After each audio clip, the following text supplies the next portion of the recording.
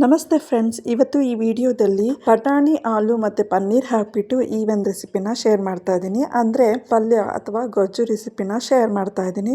ಇದು ಚಪಾತಿ ರೊಟ್ಟಿ ಊಟಕ್ಕೆ ತುಂಬಾ ಚೆನ್ನಾಗಿರುತ್ತೆ, ಹಾಗೆ ದೋಸೆ ಊಟಕ್ಕೂ ತುಂಬಾ ಚೆನ್ನಾಗಿರುತ್ತೆ. ಫಸ್ಟ್ ಮಸಾಲಾನ ರುಬ್ಕೊಳ್ಳೋಕ್ಕಿಂತ ಮುಂಚೆ ಫ್ರೈ ಮಾಡಿಕೊಂಡು ಹಾಕೊಳ್ಬೇಕಾಗುತ್ತೆ. ಇಲ್ಲಿ ಸಣ್ಣ ಬಾಣಲಿಗೆ ಸ್ವಲ್ಪ ಎಣ್ಣೆ ಹಾಕೊಂಡು ಈರುಳ್ಳಿ ಹಾಕೊಳ್ತಾ ಇದ್ದೀನಿ. ಈರುಳ್ಳಿನ ಮೀಡಿಯಂ ಸೈಜಲ್ಲಿ 2 ರಿಂದ 3 ಹಾಕೊಂಡಿದ್ದೀನಿ. ಹಾಗೆ ಬೆಳ್ಳುಳ್ಳಿ ಕೂಡ ಹಾಕೊಳ್ತಾ ಇದ್ದೀನಿ. ಬೆಳ್ಳುಳ್ಳಿನ ಒಂದೂವರೆ ಗಡ್ಡೆ ಹಾಕೊಂಡಿರೋದು, ಹಾಗೆ 2 ಇಂಚಷ್ಟು ಶುಂಠಿ ಕೂಡ ಹಾಕೊಂಡಿದ್ದೀನಿ. ಹಾಗೆ ಇದ್ರ ಜೊತೆಗೆ ಟೊಮೊಟೊ ಕೂಡ ಹಾಕೊಂಡು ಫ್ರೈ ಮಾಡ್ಕೊಳ್ತಾ ಇದ್ದೀನಿ. ಇಲ್ಲಿ ಟೊಮೊಟೊನ ಮೀಡಿಯಂ ಸೈಜ್ ಅಲ್ಲಿ 2 ಹಾಕೊಂಡಿರೋದು. ಫ್ರೈ ಮಾಡ್ಕೊಂಡಿರೋದು ಏನಿದೆ ಅದು ಫುಲ್ ಕಂಪ್ಲೀಟ್ ಆಗಿ ತಣ್ಣಗಾದ್ಮೇಲೆ ಮಿಕ್ಸಿ ಜಾರ್ಗೆ ಹಾಕೊಂಡು ಇದ್ರ ಜೊತೆಗೆ ಗೋಡಂಬಿ ಕೂಡ ಹಾಕೊಳ್ತಾ ಇದ್ದೀನಿ. ಗೋಡಂಬಿನ 10 ರಿಂದ 12 ಪೀಸ್ ಅಷ್ಟು ಹಾಕೊಂಡಿರೋದು. ಇದ್ರ ಜೊತೆಗೆ ಏಲಕ್ಕಿ ಕೂಡ ಹಾಕೊಂಡಿದ್ದೀನಿ, 2 ಹಾಕೊಂಡಿರೋದು. ಹಾಗೆ ಸ್ವಲ್ಪ ನೀರು ಸೇರಿಸ್ಕೊಂಡು ಸಣ್ಣಕ್ಕೆ ರುಬ್ಕೊಂಡು ಇಟ್ಕೊಂಡಿದ್ದೀನಿ. ಈಗ ಒಗ್ಗರಣೆಗೆ ರೆಡಿ ಮಾಡ್ಕೊಳ್ಳೋಣ. ಅಗ್ಲಾಗಿರುವಂಥ ಒಂದು ಬಾಣಲಿಗೆ ಎಣ್ಣೆ ಹಾಕೊಳ್ತಾ ಇದ್ದೀನಿ. ಎಣ್ಣೆನ 3 ರಿಂದ 4 ಸ್ಪೂನ್ ಅಷ್ಟು ಹಾಕೊಂಡಿರೋದು. ಎಣ್ಣೆ ಬಿಸಿ ಆದ್ಮೇಲೆ ಚಕ್ಕೆ 2 ಲವಂಗ ಹಾಕೊಳ್ತಾ ಇದ್ದೀನಿ. ಹಾಗೆ ಬೇ ಲೀಫ್ ಕೂಡ ಹಾಕೊಂಡಿದ್ದೀನಿ. ಹಾಗೆ ಸಣ್ಣಕ್ಕೆ ಹೆಚ್ಕೊಂಡಿರುವಂತಹ ಈರುಳ್ಳಿ ಕೂಡ ಹಾಕೊಳ್ತಾ ಇದ್ದೀನಿ. ಈರುಳ್ಳಿನ ಮೀಡಿಯಂ ಸೈಜ್ ಅಲ್ಲಿ ಒಂದೇ ಹಾಕೊಂಡಿರೋದು. ಇಲ್ಲಿ ಈರುಳ್ಳಿ ಚೆನ್ನಾಗಿ ಫ್ರೈ ಆದ್ಮೇಲೆ 2 ಹಸಿಮೆಣಸಿನಕಾಯಿ ಕೂಡ ಹಾಕೊಳ್ತಾ ಇದ್ದೀನಿ. ಅದು ಕೂಡ ಫ್ರೈ ಆದ್ಮೇಲೆ ಸ್ವಲ್ಪ ಎಲ್ಲೋ ಪೌಡರ್ ಕೂಡ ಹಾಕೊಳ್ಳೋಣ. ಲಾಸ್ಟಿಗೆ ಚಿಲ್ಲಿ ಪೌಡರ್ ಹಾಕೊಳ್ಳೋದ್ರಿಂದ ಇಲ್ಲಿ ಹಸಿಮೆಣಸಿನಕಾಯಿ ಬರೀ 2 ತಗೊಂಡಿರೋದು.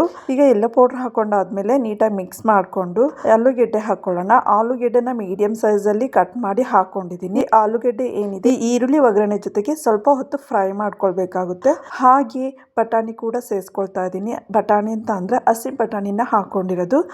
ಅದನ್ನ 1 ಬೌಲ್ ಅಷ್ಟು ಹಾಕೊಂಡು ಅದನ್ನು ಕೂಡ ಈ ಈರುಳ್ಳಿ ಜೊತೆಗೆ ಸ್ವಲ್ಪ ಹೊತ್ತು ಫ್ರೈ ಮಾಡ್ಕೊಳ್ತೀನಿ. ಇಲ್ಲಿ ಆಲೂಗೆಡ್ಡೆ ಮತ್ತೆ ಬಟಾಣಿನ ಫ್ರೈ ಮಾಡ್ಕೊಳ್ಬೇಕಾದ್ರೆ ಅಲ್ಲಲ್ಲೇ ತಿರುಗಿಸ್ಕೊಂಡು ಫ್ರೈ ಮಾಡ್ಕೊಳ್ಬೇಕಾಗುತ್ತೆ. ಅಂದ್ರೆ ಇಲ್ಲಿ ಒಗ್ಗರಣೆಗೆ ಆಲೂಗೆಡ್ಡೆ ಹಾಕೊಂಡಿರೋದ್ರಿಂದ ಅದು ತಳ ಹಿಡಿಯೋ ಚಾನ್ಸಸ್ ಇರುತ್ತೆ. ಸೊ ಹಾಗಾಗಿ ಅಲ್ಲಲ್ಲೇ ತಿರುಗಿಸ್ಕೊಂಡು ಬೇಯಿಸ್ಕೊಳ್ಬೇಕಾಗುತ್ತೆ. ಈಗ ರುಬ್ಕೊಂಡಿರೋ ಮಸಾಲ ಏನಿದೆ ಅದನ್ನ ಅಷ್ಟನ್ನು ಕೂಡ ಹಾಕೊಳ್ತಾ ಇದ್ದೀನಿ. ಅಂದ್ರೆ ನೀರೇನು ಸೇರಿಸ್ಕೊಳ್ದೇನೆ ಬರೀ ಮಸಾಲ ಹಾಕೊಂಡು ಈ ಬಟಾಣಿ ಆಲೂಗೆಡ್ಡೆ ಜೊತೆಗೆ ನೀಟಾಗಿ ಮಿಕ್ಸ್ ಮಾಡ್ಕೊಂಡು ಸ್ವಲ್ಪ ಹೊತ್ತು ಬೇಯಿಸ್ಕೊಳ್ತೀನಿ. ಈಗ ತೊಳೆದು ಹುಳಿದಿರೋ ನೀರು ಏನಿದೆ ಅದನ್ನು ಕೂಡ ಹಾಕೊಂಡು ನೀಟಾಗಿ ಮಿಕ್ಸ್ ಮಾಡ್ಕೊಂಡು ಸ್ವಲ್ಪ ಹೊತ್ತು ಬೇಯಿಸ್ಕೊಳ್ಳೋಣ. ಈಗ ಚಿಲ್ಲಿ ಪೌಡರ್ ಕೂಡ ಹಾಕೊಳ್ತಾ ಇದ್ದೀನಿ. ಚಿಲ್ಲಿ ಪೌಡ್ರನ್ನ 1 ಸ್ಪೂನ್ ಅಷ್ಟು ಹಾಕೊಂಡಿರೋದು. ಹಾಗೆ ಧನಿಯಾ ಪೌಡ್ರ್ ಕೂಡ ಹಾಕೊಳ್ತಾ ಇದ್ದೀನಿ. ಧನಿಯಾ ಪೌಡ್ರನ್ನ 2 ಸ್ಪೂನ್ ಅಷ್ಟು ಹಾಕೊಂಡಿರೋದು. ಅದ್ರ ಜೊತೆಗೆ ಗರಂ ಮಸಾಲ ಕೂಡ ಹಾಕೊಳ್ತಾ ಇದ್ದೀನಿ. ಗರಂ ಮಸಾಲನ 1/4 ಸ್ಪೂನ್ ಅಷ್ಟು ಹಾಕೊಂಡಿರೋದು. ಈ 3 ನೀಟಾಗಿ ಮಿಕ್ಸ್ ಮಾಡಿಕೊಂಡು ಸ್ವಲ್ಪ ಹೊತ್ತು ಬೇಯಿಸ್ಕೊಳ್ಳೋಣ. ಈಗ ರುಚಿಗೆ ತಕ್ಕಷ್ಟು ಉಪ್ಪು ಕೂಡ ಸೇರಿಸ್ಕೊಂಡು ನೀಟಾಗಿ ಮಿಕ್ಸ್ ಮಾಡಿಕೊಂಡು ಮತ್ತೆ ಇದನ್ನ ಸ್ವಲ್ಪ ಹೊತ್ತು ಬೇಯಿಸ್ಕೊಳ್ಳೋಣ. ಈಗ ನೀರು ಹಾಕೊಳ್ತಾ ಇದ್ದೀನಿ. ಅಂದ್ರೆ ಇಲ್ಲಿ ಗೊಜ್ಜು ಏನಿದೆ ಸ್ವಲ್ಪ ಗಟ್ಟಿ ಇರೋದ್ರಿಂದ ಇನ್ನು ಸ್ವಲ್ಪ ನೀರು ಹಾಕೊಂಡು ನೀಟಾಗಿ ಮಿಕ್ಸ್ ಮಾಡಿಕೊಂಡು ಮತ್ತೆ ಇದನ್ನ ಬೇಯಿಸ್ಕೊಳ್ತೀನಿ. ಅಂದ್ರೆ ಅಲ್ಲಲ್ಲೇ ತಿರುಗಿಸ್ಕೊಂಡು ಇದನ್ನ ಬೇಯಿಸ್ಕೊಳ್ತಾ ಹೋಗ್ಬೇಕಾಗುತ್ತೆ.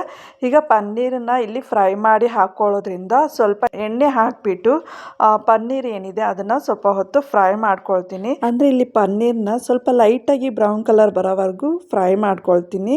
ಪನ್ನೀರ್ ಫ್ರೈ ಆದ್ಮೇಲೆ ಈ ಆಲೂ ಬಟಾಣಿ ಜೊತೆಗೆ ಹಾಕ್ಬಿಟ್ಟು ನೀಟಾಗಿ ಮಿಕ್ಸ್ ಮಾಡಿಕೊಂಡು ಸ್ವಲ್ಪ ಹೊತ್ತು ಬೇಯಿಸ್ಕೊಳ್ಳೋಣ. ಇಲ್ಲಿ ಪನ್ನೀರನ್ನ ಜಾಸ್ತಿ ಬೇಯಿಸ್ಕೊಳ್ಳೋ ಅವಶ್ಯಕತೆನೇ ಇಲ್ಲ. ಬರೀ 2 ನಿಮಿಷ ಈ ಆಲೂ ಬಟಾಣಿ ಜೊತೆಗೆ ನೀಟಾಗಿ ಮಿಕ್ಸ್ ಮಾಡಿಕೊಂಡು ಬೇಯಿಸ್ಕೊಂಡ್ರೆ ಸಾಕು. ಈಗ ಕೊತ್ತಂಬರಿ ಸೊಪ್ಪು ಕೂಡ ಸೇರಿಸ್ಕೊಳ್ತಾ ಇದ್ದೀನಿ. ಇಲ್ಲಿ ಕೊತ್ತಂಬರಿ ಸೊಪ್ಪನ್ನ ನಿಮ್ಗೆ ಎಷ್ಟು ಬೇಕನ್ಸುತ್ತೆ ಅಷ್ಟು ನೋಡಿ ಹಾಕೊಳ್ಬೋದು. ಅಂದ್ರೆ ಕೊತ್ತಂಬರಿ ಸೊಪ್ಪು ಜಾಸ್ತಿ ಹಾಕಿದಷ್ಟು ತುಂಬಾನೇ ಟೇಸ್ಟಿ ಆಗಿರುತ್ತೆ ಅಲ್ವಾ. ಈಗ ಕೊತ್ತಂಬರಿ ಸೊಪ್ಪು ಹಾಕೊಂಡಾದ್ಮೇಲೆ ನೀಟಾಗಿ ಮಿಕ್ಸ್ ಮಾಡ್ಕೊಳ್ತೀನಿ. ಇದಾದ್ಮೇಲೆ ಕಸ್ತೂರಿ ಮೇಥಿ ಏನಿದೆ ಅದನ್ನು ಕೂಡ ಹಾಕೊಳ್ತಾ ಇದ್ದೀನಿ. ಕಸ್ತೂರಿ ಮೇಥಿನ 1-1.5 ಸ್ಪೂನ್ ಅಷ್ಟು ಹಾಕೊಂಡು ನೀಟಾಗಿ ಮಿಕ್ಸ್ ಮಾಡ್ಕೊಂಡು ಸ್ವಲ್ಪ ಹೊತ್ತು ಲೋ ಫ್ಲೇಮ್ ಅಲ್ಲಿ ಬೇಯಿಸ್ಕೊಳ್ತೀನಿ. ಇಲ್ಲಿಗೆ ಬಟಾಣಿ ಆಲೂ ಮತ್ತೆ ಪನ್ನೀರ್ ಹಾಕಿ ಮಾಡಿರುವಂತಹ ರೆಸಿಪಿ ಏನಿದೆ ಅದು ರೆಡಿ ಆಯ್ತು. ಇದು ಚಪಾತಿ ರೊಟ್ಟಿ ದೋಸೆಗೆ ತುಂಬಾನೇ ಟೇಸ್ಟಿ ಆಗಿರುತ್ತೆ. ಒಂದ್ಸಲ ಟ್ರೈ ಮಾಡಿ ನೋಡಿ, ತುಂಬಾನೇ ಇಷ್ಟಪಡ್ತೀರಾ. ಈ ವಿಡಿಯೋ ಇಷ್ಟ ಆಗಿದ್ದಲ್ಲಿ ಪ್ಲೀಸ್ ಲೈಕ್ ಮಾಡಿ, ಶೇರ್ ಮಾಡಿ.